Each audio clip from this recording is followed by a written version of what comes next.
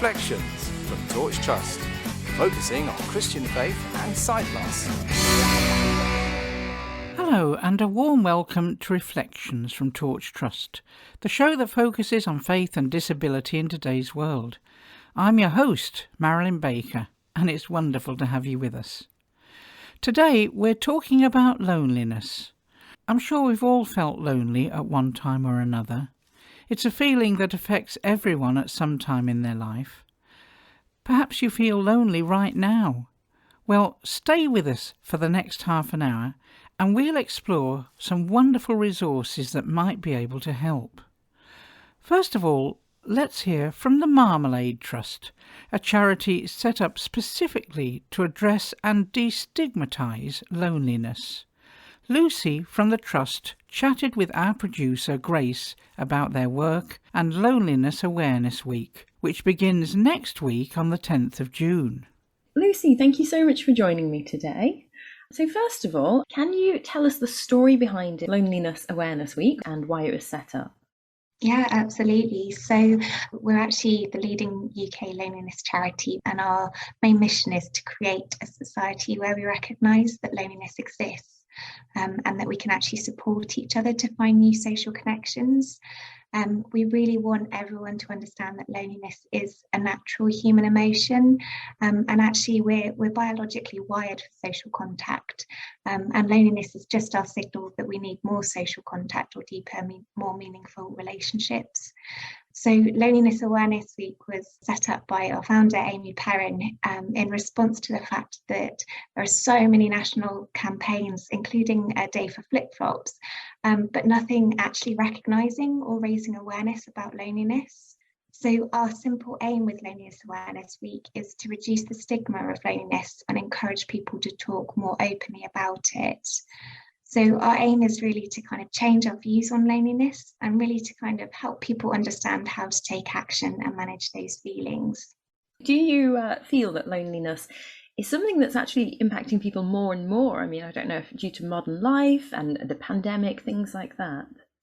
Yeah, absolutely. I think we're really seeing kind of an increase in loneliness, and I think it's important to point out that kind of research has shown that about 45% of adults in England say that they're feeling lonely, either occasionally, sometimes, or often.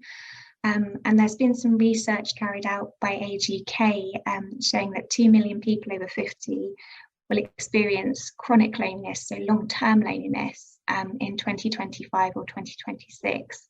And this really compares to a figure of 1.4 million in 2016, which would be a huge increase in the last sort of 10 years of 49%. We kind of see that this, could be down to kind of a range of reasons. Certainly we think the coronavirus pandemic has had an impact with increased social isolation and often feelings of disconnection and loneliness.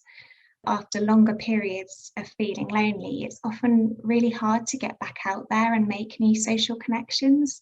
And that can often be a barrier for people, as well as kind of other issues like health or mobility. I think it's really worth pointing out, though, that the Office of National Statistics found that actually 16 to 24-year-olds reported feeling most lonely. We often think of it as something, for older people to feel. But actually, a lot of younger people are experiencing that as well. And perhaps, as a result of increased technology, it could also be kind of reduced feelings of connection. So if you're not meeting in person, you can't play off people's body language. But also it might just be that younger people are more aware, about how they feel and be kind of more willing to share that feeling of loneliness. I think certainly, loneliness is a topic that we need to be talking about and really kind of being able to normalise it and declare that it is a natural human emotion. We'll be hearing more from Lucy and the Marmalade Trust in just a few moments, but first it's time for our thought for the week. Today, Alan Vogt is sharing his thoughts on loneliness.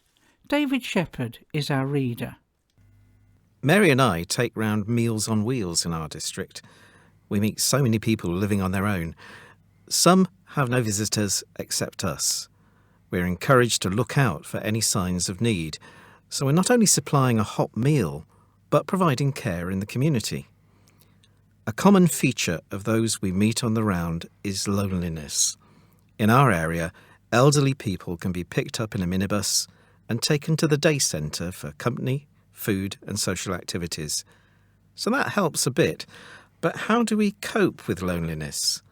I believe the Christian answer can be found in the words of that favourite hymn, Abide with Me.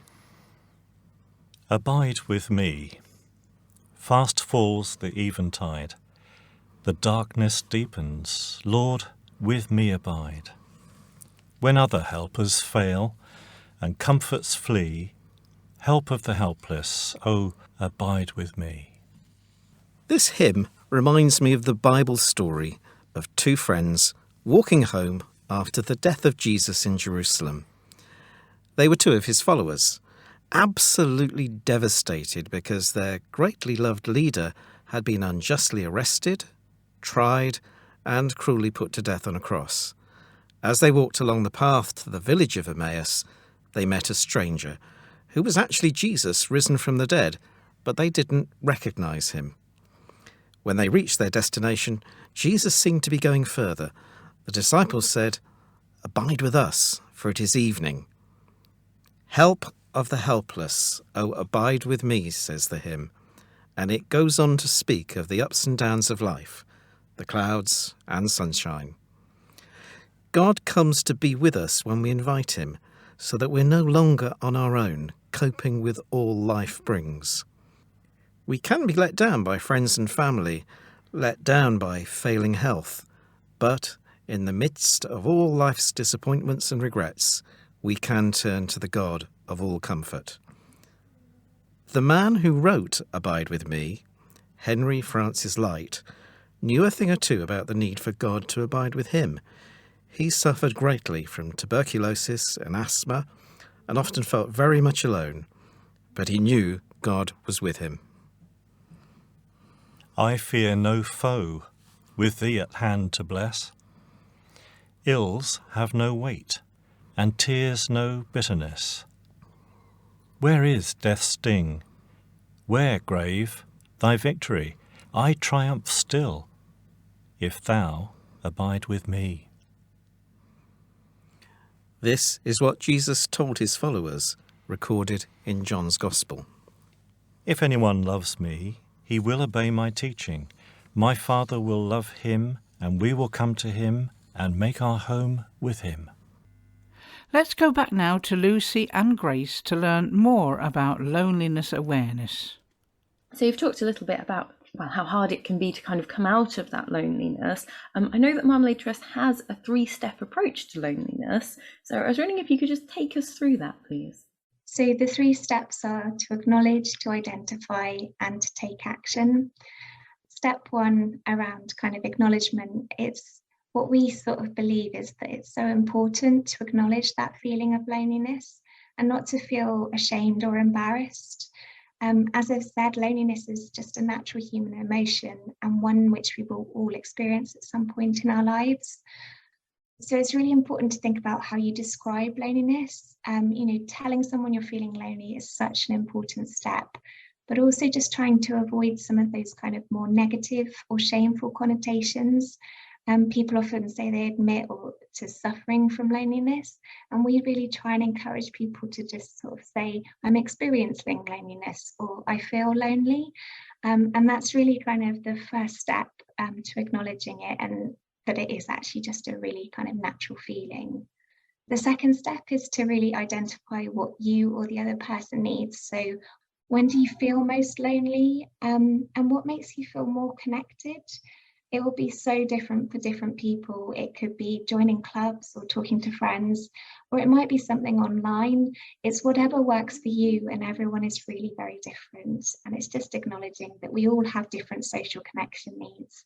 Introverts and extroverts might have very different needs in terms of, what social connection or friendships they need. And then finally, the third step is to take action. So it's so important to just try to talk to your friends and family or people you know about how you're feeling. And really it's about taking those small steps to working out what social connection you need and start making those new connections. So it could be, for example, joining forums or groups, or even volunteering. We have so many volunteers at Marmalade who experience loneliness themselves, and through volunteering it really helps them to kind of address those feelings of loneliness. And I think most importantly, it's about being kind to yourself. We all experience loneliness at some point in our lives, and it's just about being able to work out what we need going forward. Oh, brilliant. I love that. That's such good practical advice, and in small steps, not too much overwhelming all at once. Yeah, absolutely. Awesome. And so if people want to kind of get a better understanding of loneliness, what things could they do? What are some of your projects that they could maybe get involved with? As well as our Loneliness Awareness Week campaign, Marmalade Trust deliver projects primarily for older people experiencing chronic or longer term loneliness. Our projects are actually based in Bristol, North Somerset and South Gloucestershire. So each year we run our Christmas Cheer project. So we recognise that Christmas can be a really lonely time of year for people, and we try and kind of address this through our connection calendar, which is kind of a different activity each day in the lead up to Christmas, as well as kind of having a call from a volunteer, and then actually running Christmas Day events at pubs and restaurants for people who would otherwise be on their own. And then our second project is Marmalade Companions, and that's a phone-based service where we match volunteers to our service users with the aim of signposting our service users into new and more meaningful kind of friendships. We really want to kind of take that more sort of long-lasting and sustainable approach so that people are linked with their local communities. In terms of a few resources, Marmalade Trust has a range of resources online, which include things like a guide on loneliness, tips and other resources on how to address loneliness. And then kind of more externally, there are more resources out there. The Joe Cox Foundation has a loneliness directory, and the Co-op have a Lonely Not Alone campaign, which actually shares of loneliness. And we really encourage people to kind of share their experiences of loneliness to really kind of normalise it and get it out there. That's really interesting. So where can people find these resources and the projects, and how can they get in touch with you guys? We really encourage people to visit our website. So we have lots of information on there. Our website is www.marmaladetrust.org. You can also find our contact information, so our info@marmaladetrust.org address. We really encourage you to share your experience of loneliness during Loneliness Awareness Week, and we use the hashtag Let's Talk Loneliness. So please do use that hashtag and share your experiences and anything that you want to do during Loneliness Awareness Week, whether it's supporting your colleagues at work or having conversations at home. We really want to get the conversation opened around loneliness. Thank you, Lucy and Grace. So don't forget, if you're interested in the project and resources that the Marmalade Trust have to offer, visit their website, marmaladetrust.org, or email info@marmaladetrust.org. You can telephone as well, 07566 244 788. I'll say that again, 07566 244 788. Loneliness Awareness Week starts on the 10th of June this year, and the theme is Random Acts of Connection. The idea is to encourage everyone to increase the simple little acts of connection and kindness which can really make a difference. So why not think about what you can do? Perhaps call a friend or family member, say hello to a neighbour, or share an encouraging message in a group you're part of. Now, if you're a regular listener, you'll probably have heard us talk about the Daily Hope phone line before. It's a wonderful free resource that is there to help combat loneliness. Pippa Kramer, founder of the Daily Hope, joins us now to share how the phone line made a real difference to one lady in particular. This dear lady, miles and miles and miles away from where I live, she somehow got my church number. I don't know how she did. I think maybe because I know she wasn't on the internet, but she got my number and started to call me and just was explaining that she had terminal cancer, and she wasn't part of a church. She didn't have any local friends. So, for her, the pandemic was just a nightmare, really. So she was ringing the Daily Hope, and she said the joy that she's had from being able to pick it up at any time of the day or night has been amazing. And in actual fact, she rang me just before Christmas to say, Pippa, just because we've been doing goodie bags and newsletters and lots of things to our local people, but because I knew she wasn't part of it, a community or a church, I just thought, we've got to send them to her as well. And so she rang me, this very weak little voice, just to say, Pippa, I am actually dying, and I'm going to be with the Lord. And she said, but I just think, don't worry about sending me any of your lovely goodie bags anymore, or newsletters, but please, can you just convey my thanks to the team, because in the absence of a church or local friends coming round or visiting or phoning her, the Daily Hope has been a daily hope for her. And she said, I'm not scared of where I'm going, Pippa. She said, I really understand now where I'm going. I know God loves me. And it was just, honestly, Grace, it was one of those beautiful conversations. I mean, we were both crying, actually. And she said, I can't wait to meet you when you come to heaven. And I said, I can't wait to meet you too. And she said, can I give you a big hug? She said, I think I'll get there before you. It was one of those beautiful moments where and I just thought, this has been worth it for this darling lady. And there are, hundreds of thousands of other darling ladies just like her who need to hear the good news of Jesus and how much he loves them. All that is mine I long to share with you. Fresh understanding I will give to you, to illuminate your mind, to refresh your soul. My truth and love will make you whole.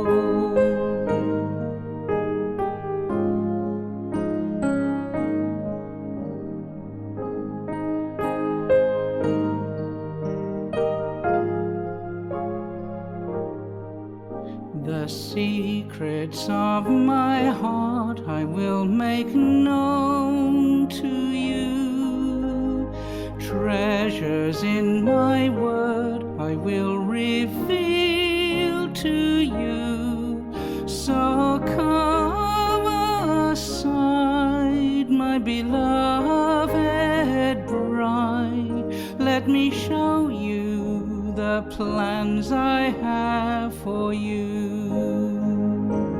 So come aside, my beloved bride. Let me show you the things I long to do.